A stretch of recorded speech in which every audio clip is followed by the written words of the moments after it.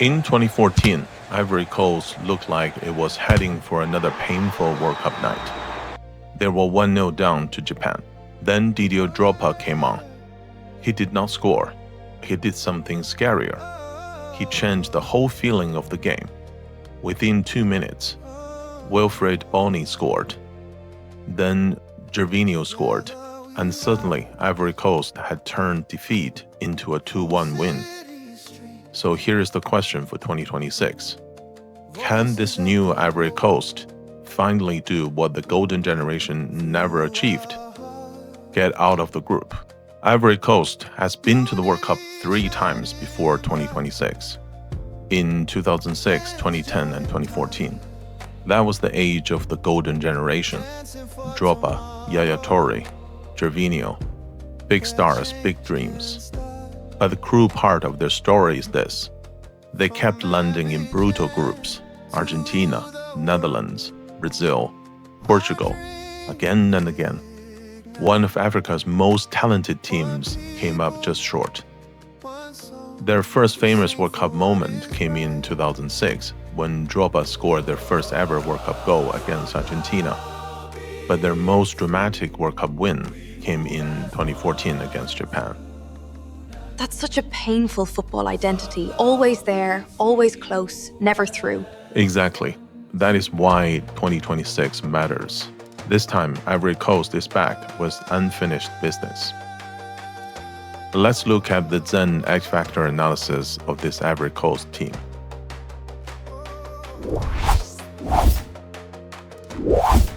This attack is different from the old Drogba days. Back then, it was more about power through the middle. Now it is faster.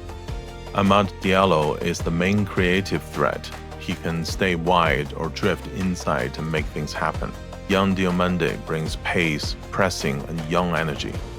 And Nicolas Pepe adds older know-how and finishing from wide areas. So this attack can still hurt you with strength. But now it can also outrun you. So their attack isn't just one style. They can be elegant or they can get physical. Exactly. That makes them much harder to read.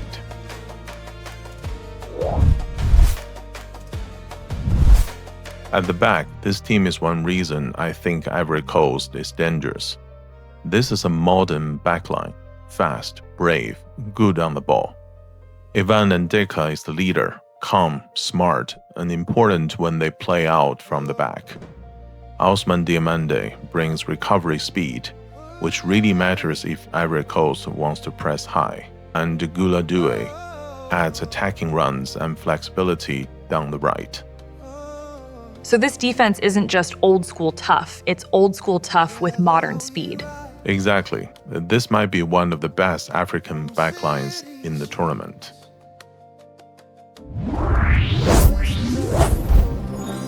Goalkeeper used to feel like a weak spot for Ivory Coast. Not anymore. Yahia Fofana is now the clear number 1, and his shot stopping was a huge part of that 2024 AFCON title. He gives the team calm. He gives the backline trust. Then behind him, Alban Lafont give them a very strong backup. Did you save a fox in the snowy mountain last winter? What?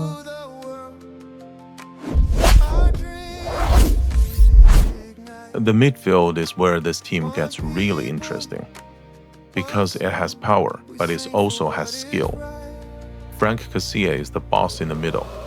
He controls the pace, takes penalties, and connects defense to attack. Seko Fofana brings flair, long shots, and forward runs.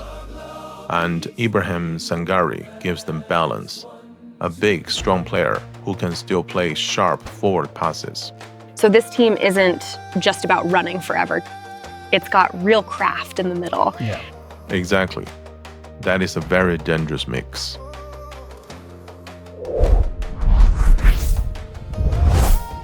This might be the emotional heart of the whole team. I call it the miracle bond. At AFCON 2024, this team looked close to disaster. Then it came roaring back and won the whole thing. Shared survival like that changes a group. It teaches players not to panic. It kills old ego fights. It gives them comeback memory. So the chemistry isn't accidental, it's years of shared pressure. Yes, that kind of memory is gold in tournament football. To help you to get the full World Cup experience, World Cup 6-7 team has built a suite of tools for you, including the Zen 8-factor analysis guide for all 48 teams, progress tracker spreadsheet, recipe book for the signature dishes for all 48 countries, match previews, and a lot more. I will put the link to the Ultimate World Cup 2026 guide bundle in the description below. Honestly, that's kind of perfect if you want to actually understand the World Cup without feeling lost.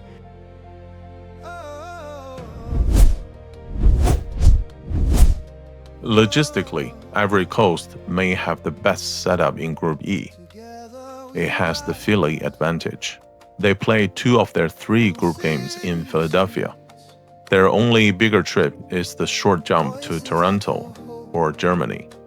Total group stage travel is only about 1,080 kilometers. That is excellent by World Cup standards.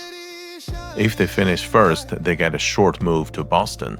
If they finish second, they get sent to Dallas, hotter, further, and harder.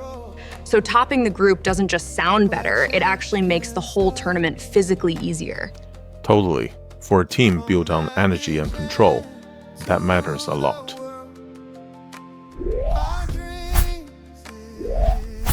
Even though this team is more technical now, the air game still matters a lot. Ivan Andeka and Odilon Kosono give them real size on corners and free kicks. Ivory Coast is the best team in Africa at winning balls in the air. That matters a lot, especially against taller teams like Germany. So even if the game gets ugly, they still have a way to hurt you. Yes, this team can play through you or over you.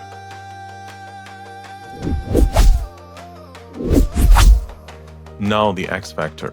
For Ivory Coast, it is the ghost of 2014. In simple words, old pain still lives in this team. The older players know how much talent the golden generation had, and how little it got out of the World Cup. The old hurt is still there, but now it is mixed with something new, better balance, and a coach who seems to press the right button at the right time. So their superpower might actually be pride plus pressure plus the right coach. Exactly. That is why Ivory Coast feels very live in this tournament. So here's my verdict. And honestly, Ivory Coast might be the most balanced African team in World Cup 2026.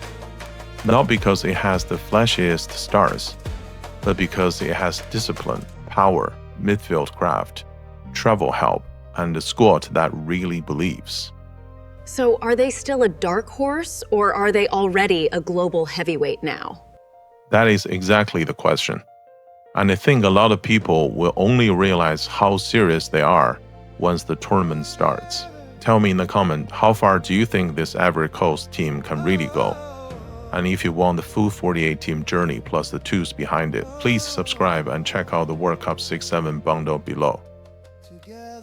Please also check out the music video for the Ivory Coast mix of the channel theme song.